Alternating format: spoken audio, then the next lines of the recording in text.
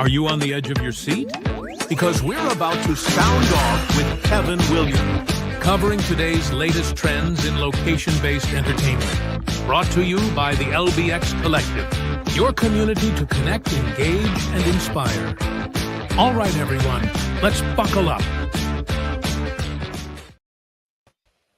All right. Well, welcome everybody to Sound Off with Kevin Williams. And man, what do we got today? Let's see. How are you going to change my mind? Well, I think we've got to face the video kill the radio star moment for our industry. Is the jukebox a dead duck in the age of not just karaoke, but also live performances in entertainment venues? I think that the jukebox market, or should we say the media entertainment market, are going to have to work a hell of a lot harder to survive in this challenging condition. Yeah, you know, when you first mentioned this, I'm like, I don't remember the last time that I've actually seen a jukebox. And I'm not talking about like the old style jukebox, like with the record, but I'm like an actual jukebox with even CDs or even digital or whatever. But I don't even remember the last time I've seen one certainly in any actual entertainment venue. Maybe. Oh, they're there. You just don't notice them. Yeah. Most of them are set to Muzak. Most Right. of them, you know, one of the largest exhibitors at Amusement Expo is our friends at AMI. So, you know, we know that the market still exists. It's just that the digital revolution has made the appearance of these machines less and less prominent.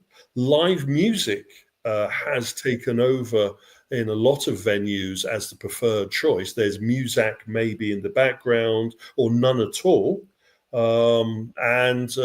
Maybe the only news that you're getting in certain entertainment venues, so the only music that you hear in entertainment venues is a TV subscribed from the bar area. And then there's, of course, the ASCAP problem, which is licensing.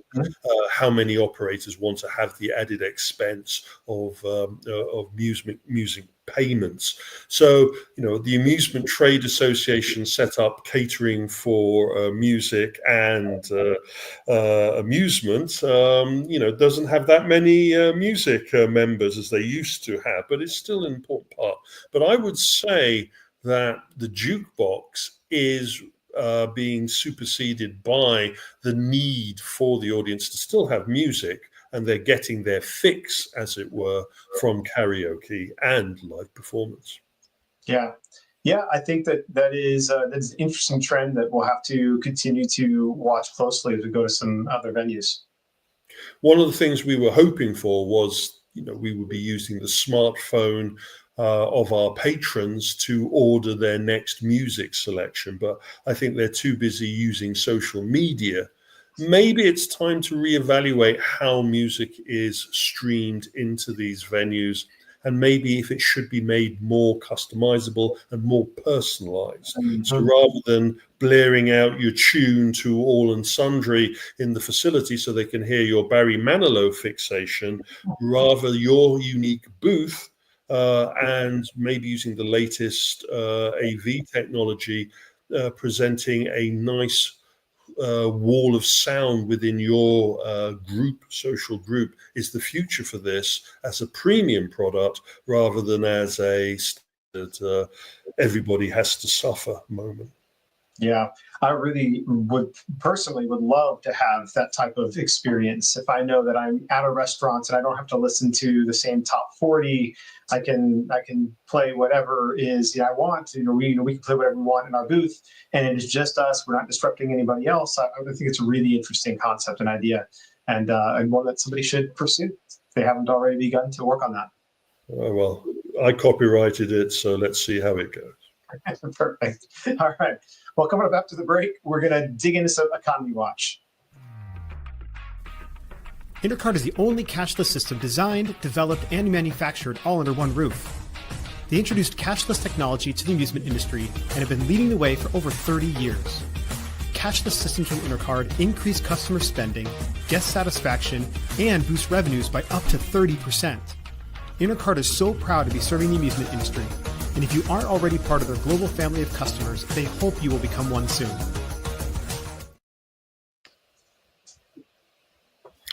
So let's jump into the trends, and starting with the economy.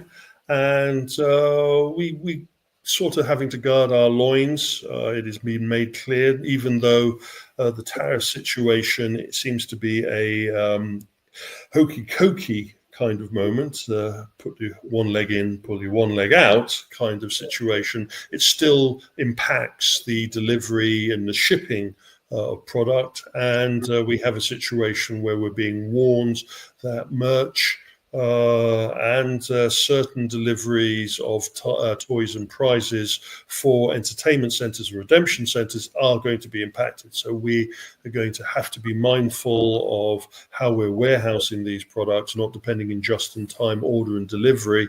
And hopefully our trade associations will give us some guidance on the best way to move forward in this kind of situation while things try and sort themselves out. No matter that the tariffs for China may have been paused for another 90 days and everything is hunky-dory again, the impacts will be felt, the vibrations will move through the market. Well, and they aren't necessarily completely gone, right? So you don't have the effective embargo that the 145% tariffs were previously, but you are still going to have price increases coming down the line for manufacturers, distributors, and ultimately the consumer, and the venue operators and the consumer. So it's going to be felt across the board to compensate for the remaining 30% that still exists over the course of the next 90-day pause, which is also unsettling given the fact that it's a pause and not a definitive reduction in tariffs. We know that certain companies have been stockpiling purchases and covering the AAA show in Gaozhou in China. It is clear that the Chinese manufacturers are equally as perplexed and concerned about the, as you called it, the de facto embargo that seems to have applied and then was released. We will have to wait and see, but what we're looking at is that there will be a shortage of certain elements, merch and licensed goods, and we'll know a little bit more about that after the licensing expo that's coming up. Talking about the show in Gaozhou, our friends at Arcade Heroes have covered the first 2 days. We have quite an extensive report from the show in the coming Stinger report. It's quite an extensive one, goes into the minutiae of the Chinese market and the products that we are expecting to select from. The nice thing about the AAA show is that it kind of gives us a snapshot of available products that certain distributors will be acquiring for exclusivity to import into their particular markets, either Europe or North America. This year's AAA show, there was a very interesting selection of products, specially themed for the needs of the Western market, where previously we've kind of had the hand-me-downs. We've had a Chinese product that was rough around the edges and needed to be cannibalized and focused. Well, now we're depending very heavily on Chinese manufacturers, Wallap, Unis, and others to release products for our market. Even Raw Thrills products are manufactured in China, or were manufactured in China. And we had a chance to see how the Chinese market has benefited from that close proximity. And how certain of the development studios now are rolling out products that don't have any rough edges and are quite comparable to previous North American video amusement releases. But we'll go into more detail about that in another sound off. I just wanted to touch upon the point here is that the Chinese embargo, as it were, was felt very heavily at the AAA show. Moving away from the economy side of the business and looking at the biz kind of business. And here we go in the regular Genda feature for sound off. So we have another acquisition on their list. Genda Gigo Entertainment has taken 13 facilities on board. I think it's actually 14 facilities from Ewing, a Japanese, what I would say, children-friendly arcade operation. Ewing also does other entertainment venues. So this amusement components to their operation, as well as a mini amusement park, were part of their division, and that part of the division has been hived off and sold over to Gigo. Genda for their Gigo operation. So their spider's web grows a little bigger every time. Genda is, as I would like to say, Genda is just Gigo going. Yeah. Get in that game, Oasis, you're not going to have a choice. As soon as you get off the plane at Narita, there's only going to be Geico facilities everywhere. It is interesting to see how fast they're moving, but I think the company has appeared on a lot more people's radar following what's been happening in North America. I do think it's interesting, though, that so far, when we see all the antitrust conversations happening, with big tech companies and even other big mergers between a Cedar Fair and a Six Flags. And not that they were antitrust, but they at least had to go through that procedure, right? To go and look at it. That just because maybe they fly under the radar because they're just 13 stores and then it's 20 stores here and it's 20 stores there, but like the amount and the rapid growth that these guys are going on is pretty incredible. And at some point, I would argue, at least in certain markets, that they are getting to an anti-competitive place. Death by 1,000 cuts. We have a situation here where the Japanese amusement industry has been shaking their arm off to find a sucker they thought that would be buying up all of these loss-leading arcade facilities.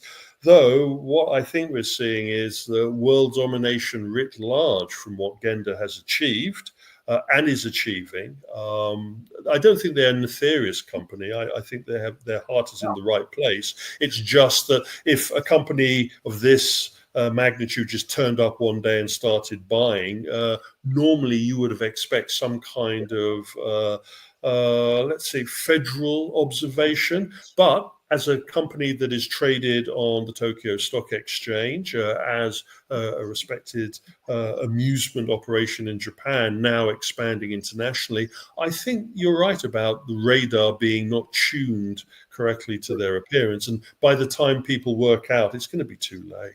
Mm-hmm. Moving on, and another company expanding at a pace is our friends at COSM.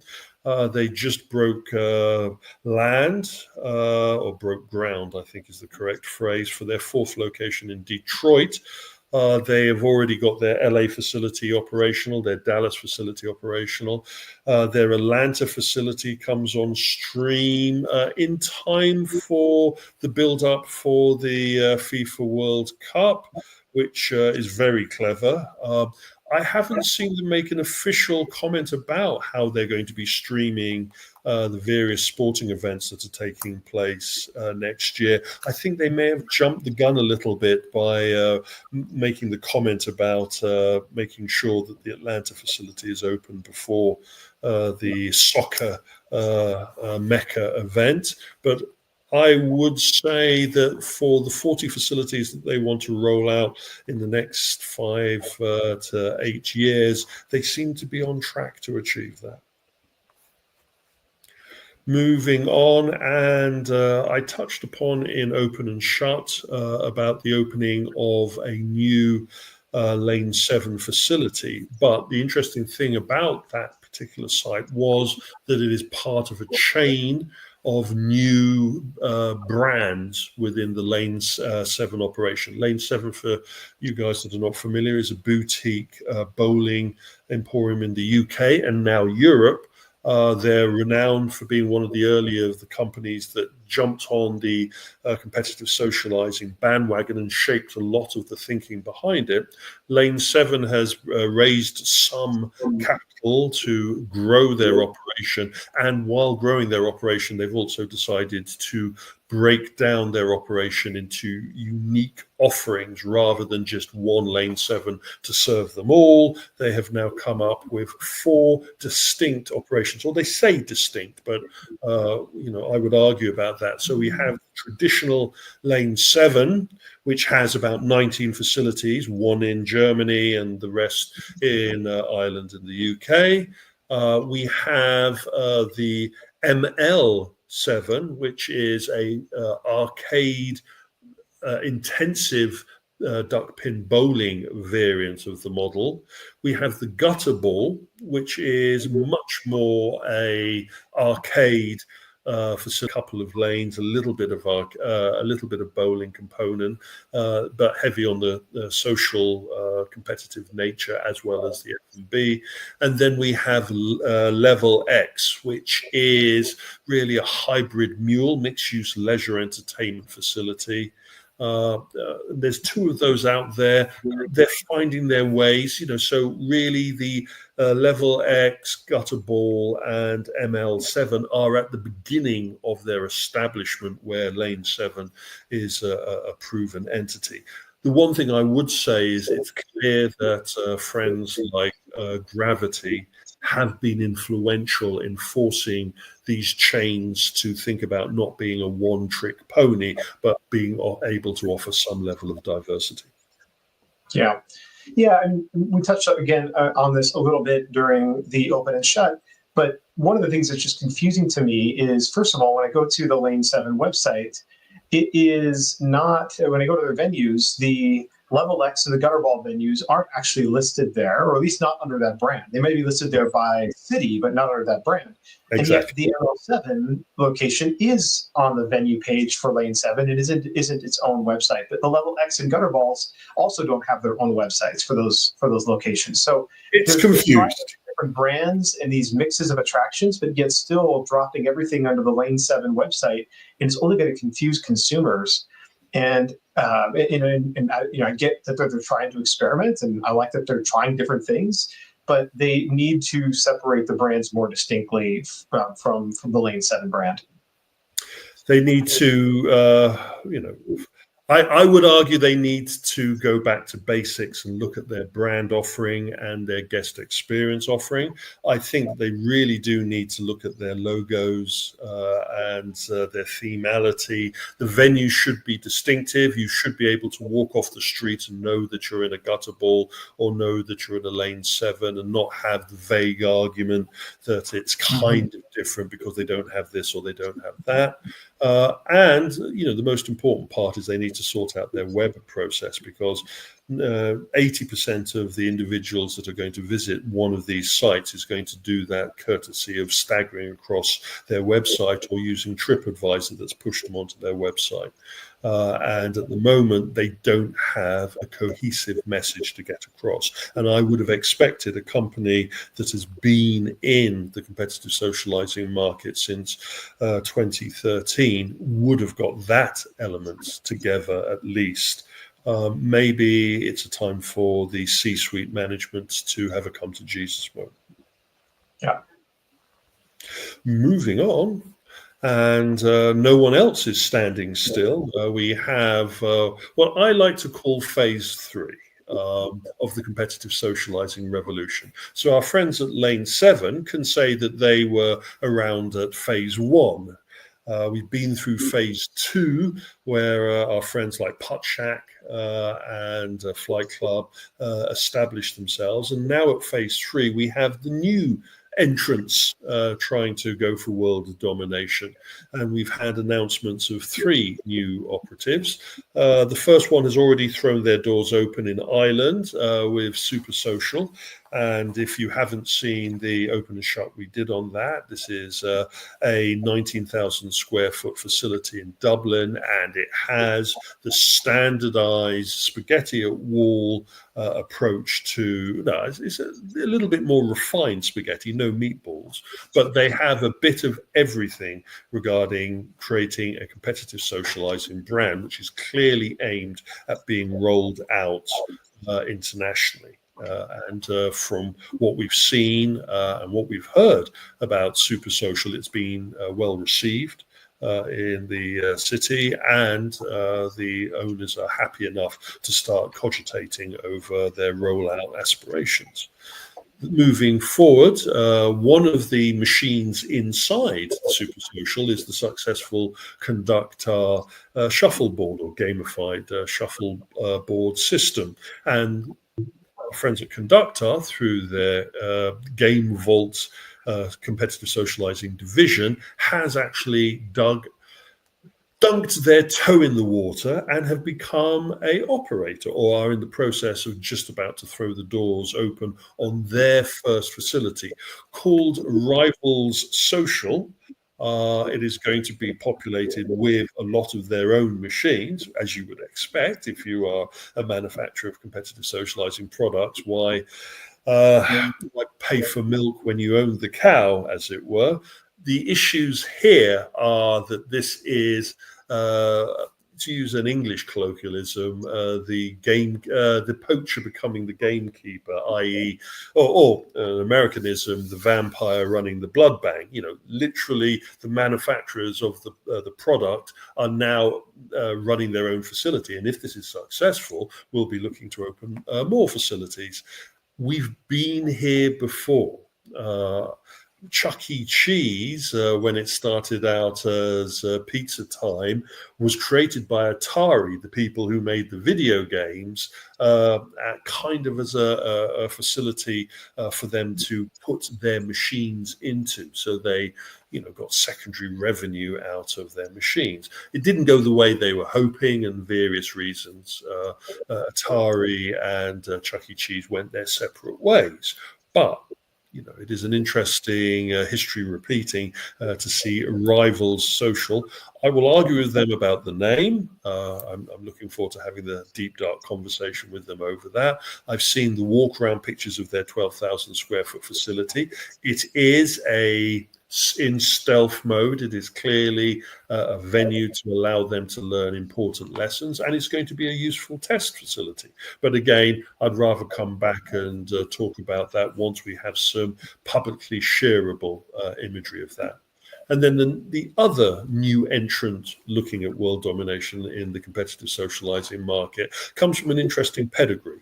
Pool House, original name that it is not, comes from the same brains behind Top Golf and the same brains behind Putt Shack. And the brothers who came up with both concepts were looking at gamification within a traditional entertainment medium, adding gamification to shooting golf, adding gamification to mini golf, and now adding gamification to pool. Using projection mapped camera vision ball tracking. They intend to open their first 21,000. So the largest of the two new entrants here. This is going to be a big facility, and it's going to be a one-trick pony big facility so far. Though rumor on the street is that they may have gone back and reevaluated if they can do a bounce and only be dependent on just ping pong or just mini golf or just, in this case, pool and a little bit of F&B as the main draw, or if they're going to have to bite the bullet and add some other competitive entertainment to offer a unique mix. Again, we watch this space with much interest. Yeah, I would say certainly if Pool House stays down the path that they are currently walking, then I would consider them a second gen. They haven't quite learned the lessons that we've been talking about for probably the better part of a year plus at this point. And, I have a problem with the Rivals. I mean, obviously we'll keep an eye on it, and not that they shouldn't have a facility to be able to test all of their stuff and to see how well it goes and how well, a mix of their attractions works in a social environment. But the name should just be Rivals, first of all. If they're going to go with anything at all, just leave Rivals, take out the social, which you can't even see anyway. And also, if it's Rivals Social, then I don't know how Social Rivals feels about that as well, given the fact that they are a company that has a projection mapped mini golf or augmented mini golf experience. That is, and that they are a up and coming effective competitor to Conductor / Game Vault. So this might be a little bit of an intentional dig at Social Rivals, or they're just totally oblivious to that concept and they've just decided to go Rivals again, which is not a bad name for a social competitive venue. But to add the social there, it just doesn't make a lot of sense. And our free consultancy is drop the social. Yes, exactly. Drop the social. Drop the. Yeah, drop the social. The interesting thing about Pool House is that they raised 35 million to start this property, so they've got a lot of money to play around and nail down what needs to be done to make them a third generation or third phase competitive socializing venue rather than just a upscaled second generation, as it were. I would not be surprised to see other manufacturers of entertainment systems deciding that they would like some recurring revenue and migrate into the facility business. I know of one company in particular, a well-known manufacturer of attractions and amusement systems, that has started the process of looking at entering the market, running their own facility. Our friends at Sega Amusement International acquired Funbox, or rolled Funbox into their operation, and so directly or indirectly have roots in facility operation. It's always nice to sell to yourself, as Bandai Namco knows with their Namco stations. It is not unusual in the amusement sector to see, or used to see, amusement manufacturers and distributors running their own facilities. In competitive socializing, this is a new world. And we're going to have to see if this is a good thing or a bad thing for the third phase of the market. But it's nice to see that competitive socializing wasn't a flash in the pan, like some people were trying to denounce when we first started commenting about this nearly 10 years ago. Wow. But the future, over 10 years, I think. Yeah. But the future for competitive socializing is that this next phase of investment has to learn from the mistakes of the previous phase. If they don't, they will be constantly cursed to repeat it, and we could see a major shakeup in the market. Moving on, and we haven't really covered that much what's been happening in the esports sector. I know that some of our listeners will treat esports as a periphery to the core amusement and competitive socializing interests, but I would argue that esports lounges and esports tournament events have a strong place in the location-based entertainment market. And in Dubai, one of the budding chains out there, True Gamers, with about 130 facilities within the region, has received an injection of about $15 million towards world domination. They want to take a bigger capture of the market. They're looking at taking 10% of the existing MENA, Middle East and North African esports market. A tall order.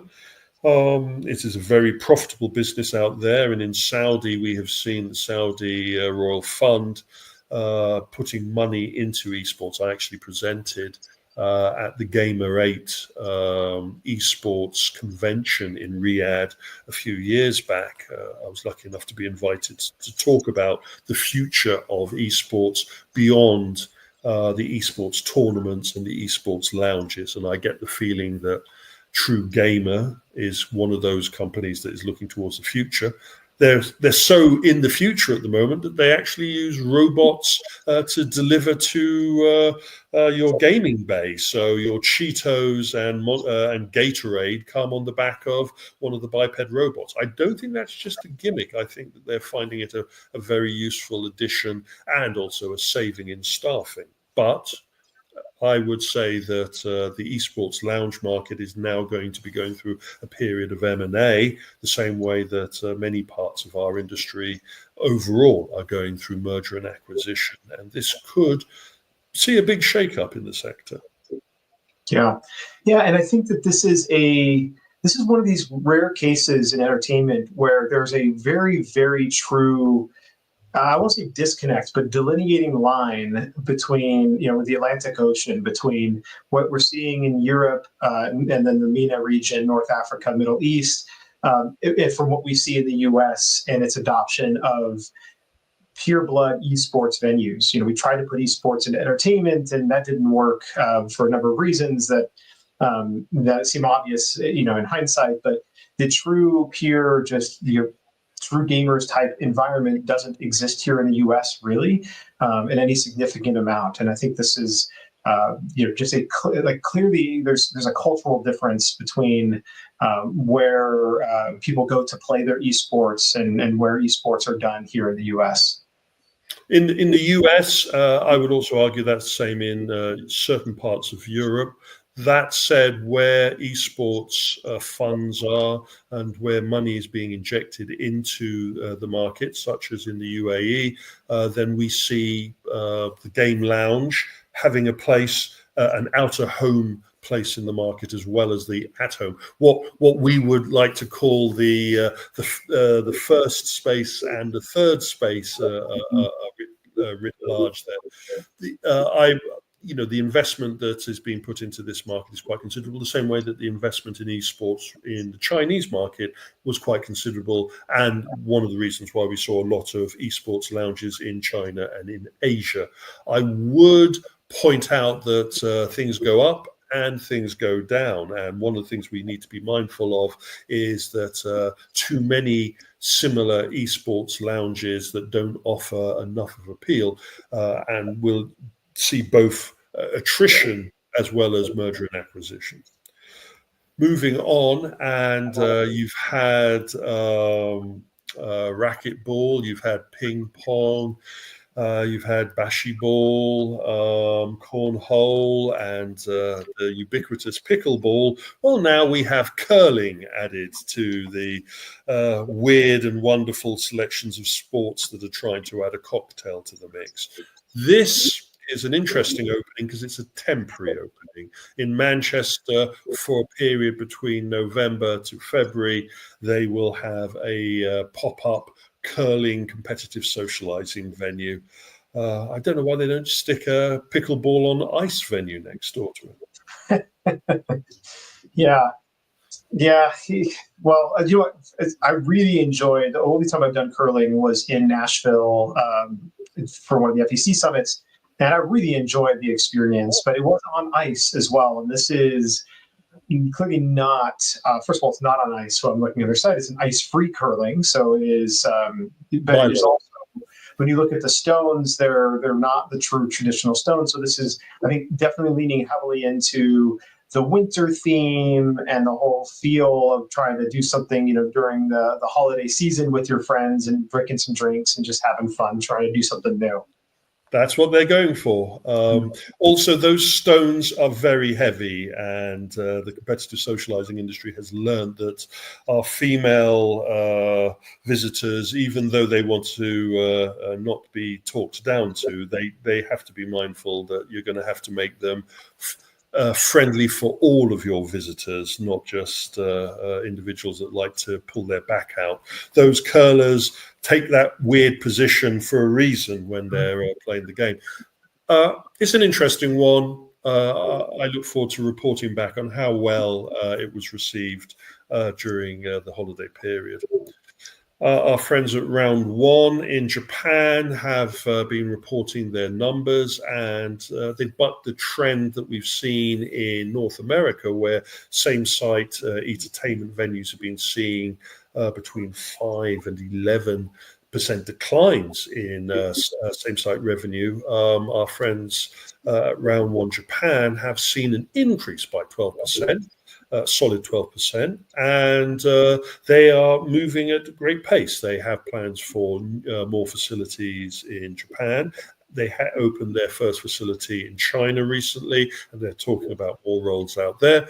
They also have, their North American operation, which has 50 plus facilities, and those have started to roll out new venues. We talk about one of the new venues in Open and Shut coming up.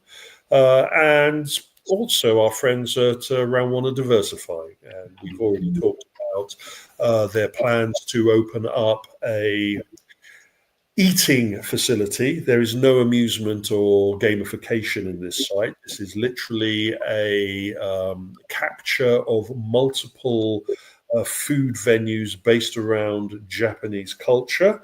The first venue was revealed to be a 19,000 square facility in Hollywood, and it's going into a very upmarket entertainment hub space, very social.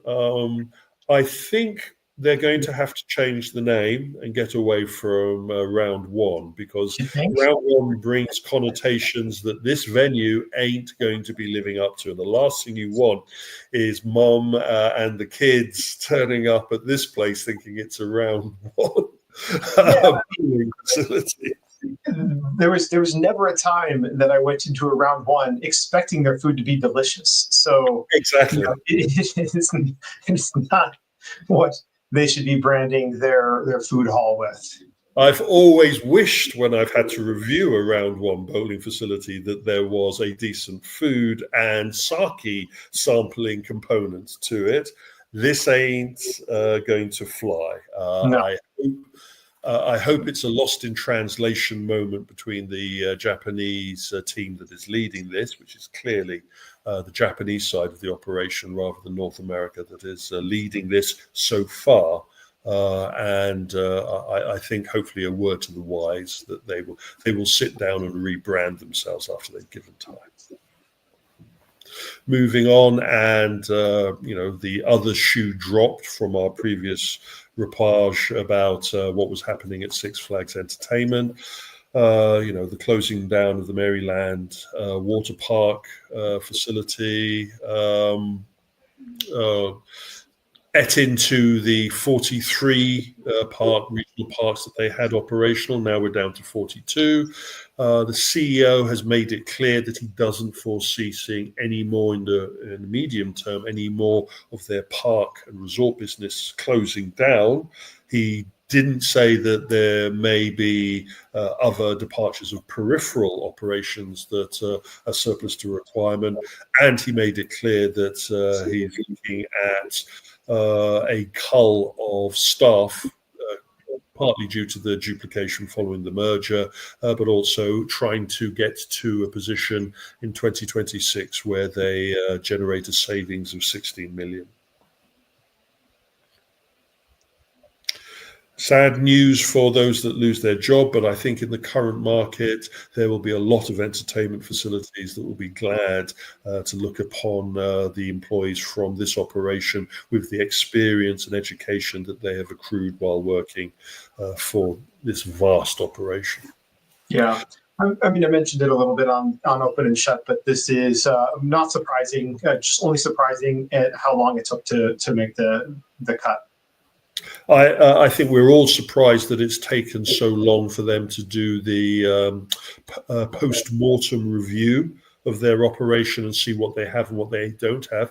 Referring to esports, Six Flags actually has an esports operation as part of the Six Flags group. And again, I haven't heard any news about what will happen to that going forwards. I think it's proven for the current C-suite a very difficult process to go through what they have, what they need to keep and what they don't need to keep, and also have to suffer management changes as some of the management move on. Even if they weren't part of a culling, they may be looking at moving into other operations while the going is good. Moving on to the dangers or the pitfalls of the esports scenario, and one of the companies in North America that set itself out as a esports and entertainment operation, Velocity Esports, which actually salvaged itself off of the body, as it were, of GameWorks. Of the three facilities that Velocity opened, two of these were actually previous GameWorks locations that had been reprieved and turned into esports and mixed-use entertainment. Well, the company itself has filed for Chapter 11 bankruptcy protection. We're not sure if they're looking for a buyer or if they're looking for reinvestment. We've lost one of the three facilities. In February, the Velocity Esports in Chicago closed its doors. The other two facilities seem to be operational. Their Las Vegas facility is still running. We had one of our spies wander through to check everything was happening. I think this is one of those situations where the company feels it's a good time to refinance itself, reposition itself, and also maybe find a kindred spirit to grow which was on paper an interesting opportunity in the North American market, offering a bit of esports with entertainment and F&B and a watch party component is not such a stupid idea in the market. It's just how it was executed, I think, and the management behind that maybe need a little bit more time in the oven. Yeah, potentially, or maybe it's just another example of that cultural divide that I mentioned that seems to exist across the Atlantic. Maybe esports venues, esports dedicated venues, at least in the more traditional esports sense, not the ride simulator esports that F1, et cetera, are trying to do, but more like your gaming PC console esports experience is just not a fit for the US. I would argue that how you execute esports in an entertainment venue, so as a component to an existing venue, it takes a lot more skill than just copying what was done in Asia or what is being done in the UAE. It needs more finesse, and I give you a perfect example of you can throw as much money as you like at the problem and still make a mess of it. The esports facility inside the Luxor, and the vast amount of money that was put into that, only to really now be used as a watch party, occasional drop-in venue. It isn't just the curse of Luxor, it is also the misunderstanding of who you are attracting to your esports venue. And going forwards in the next couple of months and years, we will have to talk to the esports market, or the esports market will talk to their audience through their own voice. And that is a danger that we haven't taken on board, which is if we get this wrong, then the very profitable esports industry will work out a way to talk to its audience without us. Mm-hmm. Moving on to the tech trends, and I'll zoom through a couple of these. It is interesting to see gamification being added to the go-kart sector. We have a new entrance into the market, not using digital technology beyond interactive pads mounted into the raceway and a heads-down display computer touchscreen attached to your karting experience. The company, Emotional Ideas, from their information on their website and some information I've garnered from sources, they were hoping to be rolling out their own facility based upon this concept, but they're also now looking to find warm body indoor karting facilities that want to apply this technology to their mix. I haven't played the system. I will hold off judgment about how effective this gamification is in a physical manner rather than what we are seeing from other developers. Yeah, I think I've watched some of their videos. I've certainly not played it. I'm sure it would be actually fairly enjoyable. But when you compare it to more fully immersive projection mapped experiences like chaos carts or battle carts, it's definitely going to be lacking, but it depends on what the venue operator is looking for, right? So those systems are also probably more expensive than Emotional Ideas. So I think that if you're looking to retrofit an existing go-kart facility, this might be a great option for you to add a little bit of gamification to your traditional karting.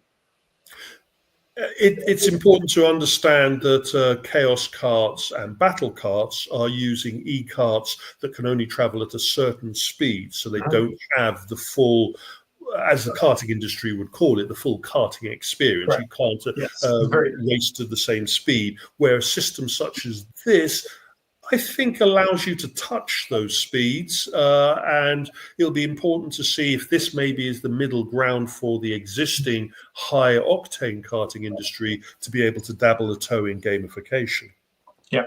Moving beyond the mixed reality systems that we're seeing in the system using projection map, we're also seeing head-mounted display karting systems, and we recently got the reports back from the AAA show in Gaozhou in China, and we have 2 companies that threw their hats into the ring using head-mounted displays. We've already talked about in a previous sound off of a system using a virtual reality headset through their pass-through mixed reality capability. Those were using Quests. These ones are using Pico systems. One Chinese manufacturer was demonstrating their system on the show floor. A mixture of computer-generated environment and missiles with physical trackway and visible real drivers in the environment. And then a well-known karting company, Race Park, they have also rolled out their MR go-karting system, which was also previewed for the first time at the AAA show. So we have 2, a joke in England is you wait for a bus and then 3 of them come along together. Well, we have 3 head-mounted display karting systems. The jury's out. I need to get in each one of these systems before I can give an honest appraisal of if they are winners or losers, if they're going to take first or second place on the podium. The issues I have are, number one, I always feel uncomfortable about putting a head-mounted display on anything that it wasn't intended for. So this is a real departure. We have been here before with virtual reality systems used on ride vehicles. People with long memories will remember Spree Interactive and their virtual reality bumper car system, as well as our friends at Mac Rides, who also dabbled with a virtual reality bumper car kind of system. These can be difficult on the regarding the onboarding process, putting the person into the go-kart, having to put the head mount display on, making sure they understand the safety protocols, understand that they, that they have to be, if they have problems, they can take the helmet off and all of that. These are an added extra to the process of trying to generate revenue out of your karting system. And it will be very important to see how both of these companies, as well as our friends in France, handle all of that, as well as the most important component is the game fun. Yeah, absolutely. I mean, and yes, in order to pass judgment on whether the game's fun or not, we have to try these out, each and every one of them. That's fine. But I think they're also going to have a consumer hurdle to get over, a consumer safety perspective. And am I going to, first of all, put myself in a cart, but not so much myself, but knowing that other people are going at high speeds, potentially with VR on their head. VR headset on their head that they cannot see in control in real time? And am I a parent who's going to put my young kid potentially in one of those and put them in that same situation? So anyway, I think that's a real hurdle they're going to have to overcome, and that will hopefully maybe take place over time. I'm trying to remember when. I think the go-karting convention takes place, or the roller skate convention takes place in May. The annual conference is happening actually right now this week. Oh, for right. roller skating. Yeah. Yeah, so the roller skating ones happen, AAA is out the way. I'm trying to remember when the go-karting one is, but I think we can expect that we're going to see a lot more about this in the North American market. And especially I've been able to have a chat with the guys at Race Park, and they were able to give us a lot more information about what their intentions are, which we can talk about once I've actually had the chance to put my bum in the seat, as it were.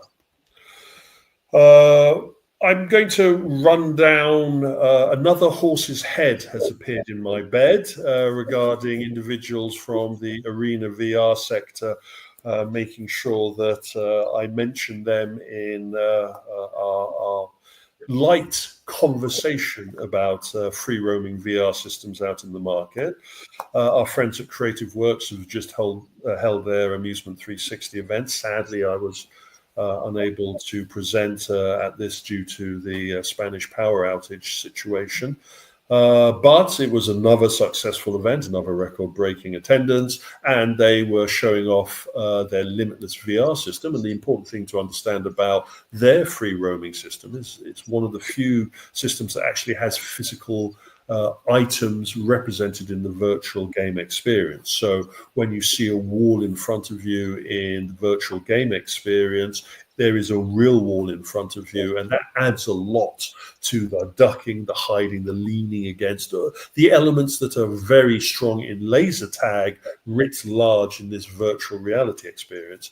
Our friends at Creative Works have also created a very flexible model from 16 players all the way down to 4-player arena systems. So again, learning the lessons of flexibility. Anvio is a very large player in the sector. They talk about 250 venues out there internationally, but I think there's more people using their systems as an addition to their entertainment facility rather than just standalone Anvio VR facilities. One of those that we were talking about that has a zero franchise model where, you know, it is very cost effective for facilities to jump into if they don't have the big budget. And also they have quite a large library of content as well as a large library of VR escape room content, which made their platform very popular with certain operators. One of the biggest of the escape room VR content providers out there, and again with a very large retinue of different game experiences, is VR Cave. They kind of hide their light under a bushel. They focus on getting the products out there and supporting their install base, which they claim is 250 over 250 internationally.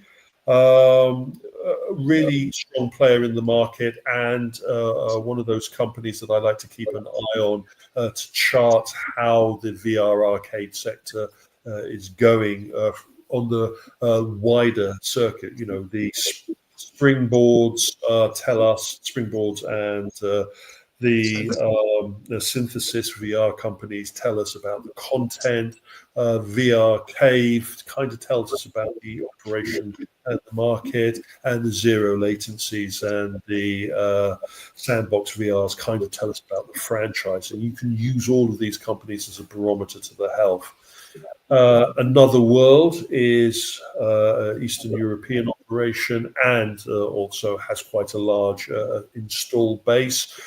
They have over 250 facilities internationally. They all say they have 250 over internationally. I'm sorry, it's a common trait across all of their websites. What the real numbers are on my database are slightly different to the numbers that they are claiming. I would actually say on our database that the numbers we have of facilities that these companies are supporting is higher than what they're actually saying. So I think that they're just going for a large number, but not giving the exact number. So their competition has to keep on guessing.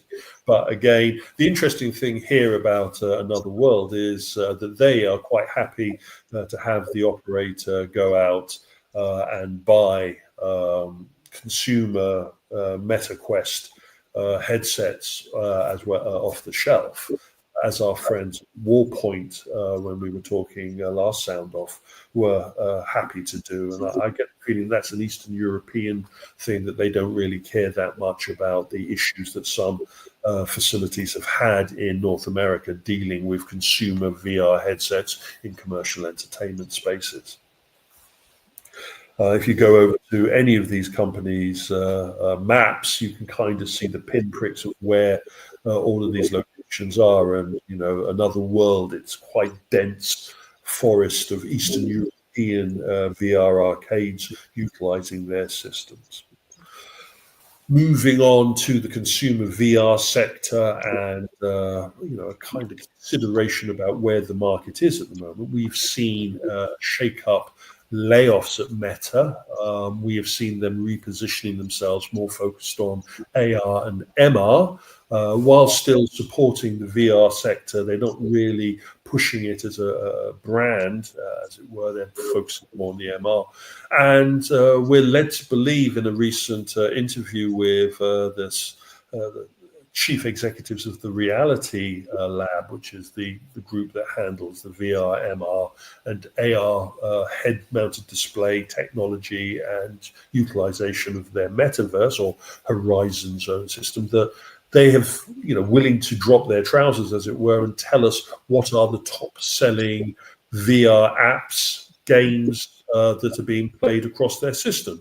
And taking that data that they gave us and, doing a little bit of research, it was interesting to note that of the top 10 games, only one of them was developed back in 2023. The rest were developed in 2022 or as far back as 2016.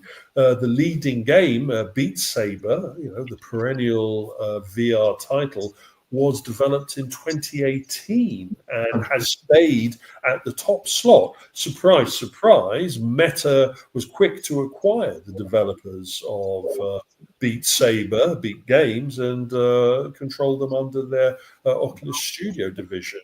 And that's true of some of the other development studios that are involved in this top 10. So again, we're not sure if the reason why these are the top 10 selling Meta Horizon app games is because they're being pushed front and center by Meta because they have special users. But I would argue that these games are strong games in their own right, but it is concerning that we don't have newer titles finding top 10 positions in the market. Of course, if this was the PC VR market, we would be seeing something like a Half-Life Alyx in the number 1 or number 2 slot. I wouldn't be surprised if Beat Saber was number 1 on that platform as well. And the same goes with our friends at Sony with the Sony PlayStation.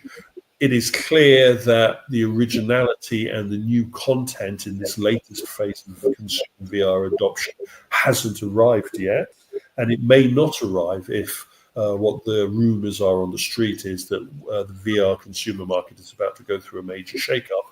So that is mindful for us in the location-based entertainment sector to protect ourselves against any shakeups that take place in consumer and to promote original content that is modern and new that we have access to, such as Sandbox, having the latest of the Netflix titles. They have the new chapter of the Squid Games property already there. Our friends at Zero Latency have the Warhammer 40K latest game experience, Space Marines.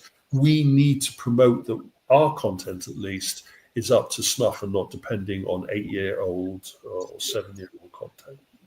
Yeah, well, it's interesting you say 8-year-old and 7-year-old content. It's not only that, but it's content that seems to be targeted at 8-year-olds and 7-year-olds and 10-year-olds. When you look at some of this content here, these games, this is very indicative of where I think the consumer VR audience is. My son was deeply into his Meta Quest VR experiences 3 years ago. He's 18. So 3 years ago, 4 years ago, 5 years ago, when he had the early Meta, well, then it was Oculus still, he had early Meta Quest 2 and then the 3. And, he continues to play Beat Saber or he continued to play Beat Saber for a long time. My daughter, who is now 15, when she was a couple of years younger, would play Job Simulator. Her friends would come over and they would do that after school and middle school. So it's not surprising in some regards to see these as the rankings if what we're seeing is a younger audience actually playing VR versus the older adult audiences that we just don't see playing VR at home. And I think if a studio is going to create content, then who are they going to create it for? And why do they need to create it if their Job Simulator keeps selling like hotcakes for the young kids? Well, one of the most successful games in the market, Minecraft, has recently, as we reported in a recent sound off, pulled their VR support from their latest update. So they're not looking towards the market. And I would argue one of the most successful games that Meta has beyond their Beat Saber and their Job Simulator is Gorilla Tag. But as Gorilla Tag is a free game, it doesn't appear on this particular chart. That's a good point. It is actually the other game that my son would play all the time was Gorilla Tag. And he was actually one of the oldest ones when he was 13 and 14, one of the oldest ones actually playing that game as well. I think that Meta made some serious errors in how they targeted their product for the market. They turned their nose up at the older generation, and they went very young because they thought that they could get them young and then hold them. They're now finding out that that comes with pitfalls. And to be honest, the losses that we were reporting in our last sound off that Meta Reality Labs has incurred is unredeemable. And no matter which audience picks up their product, they're not going to achieve those targets. And I would argue that this end of this year is a make or break moment for the consumer VR sector.